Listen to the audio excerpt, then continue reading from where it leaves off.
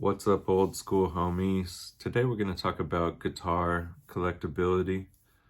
This is something that I had a lot of experience with, and I still collect guitars pretty much. I got one the other day. My grandma gave me one.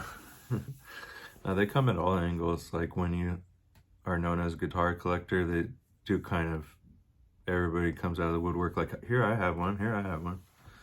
And then those guitars I usually give back away because they're usually just beginner guitars. And beginner guitars are still most of my collection here.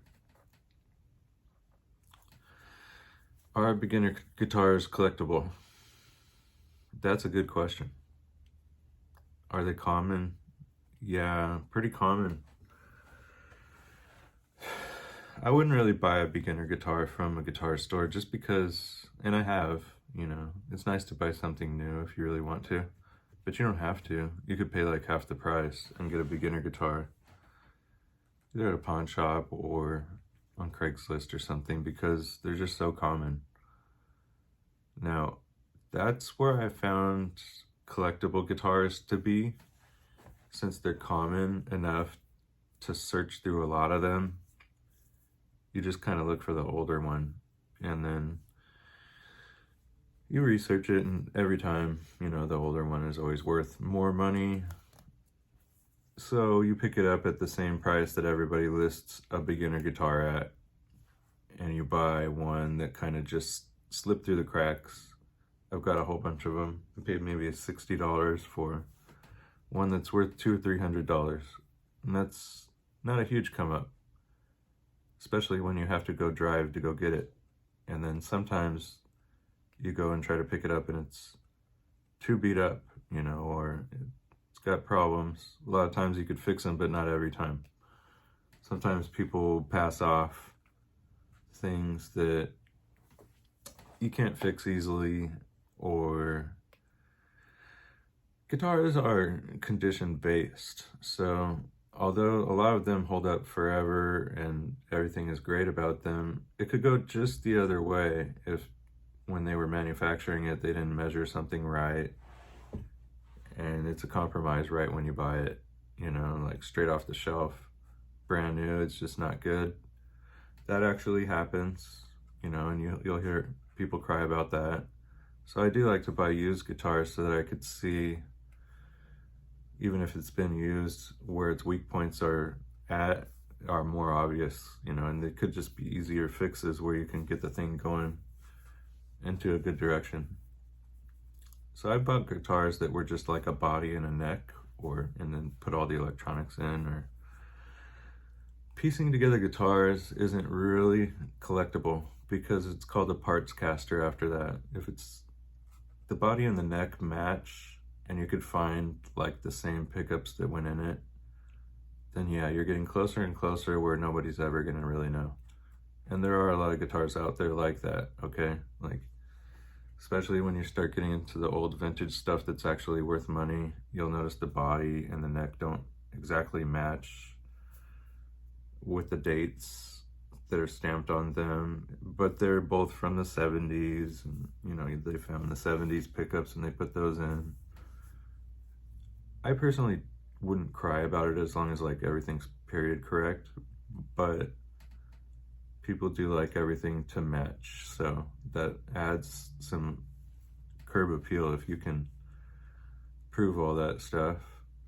I've only really bought one $1,600 guitar. I mean, I traded it for actually a cheap guitar, but I took it apart and I looked at it. It was an all parts body, but it was like a solid ash body. It was really nice.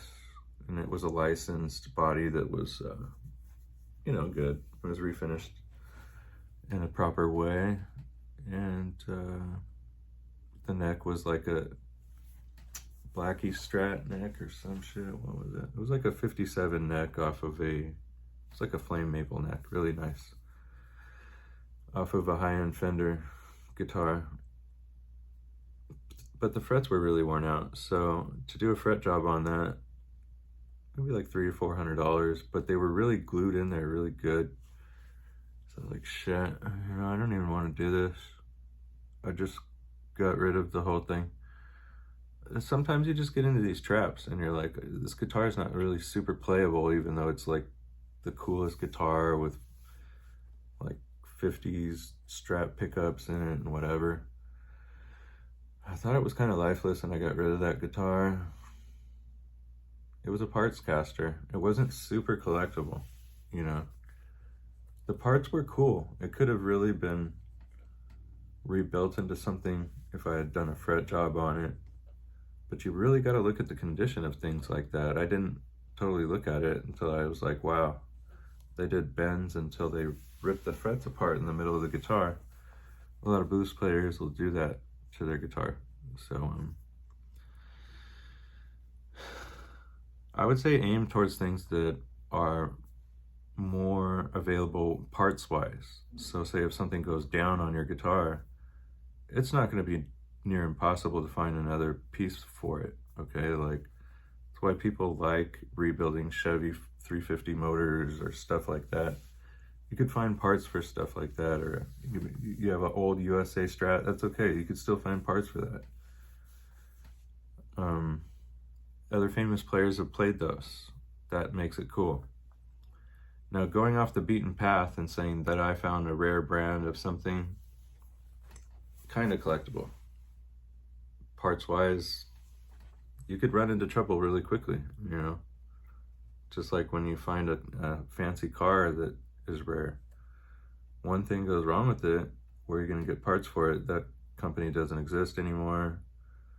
Now you're digging around for some piece of junk, and you know you don't even like that piece that broke, and you're looking for it.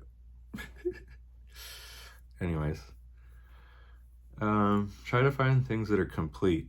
You know what I mean? It's just as easy. So you just spend a little bit longer, and you find stuff that's in good condition. You find stuff that's more complete. Stuff that needs less work, like trying to be Captain Save a Guitar. I've seen it happen to dudes, like they're just like, well, I got this for like 20 bucks.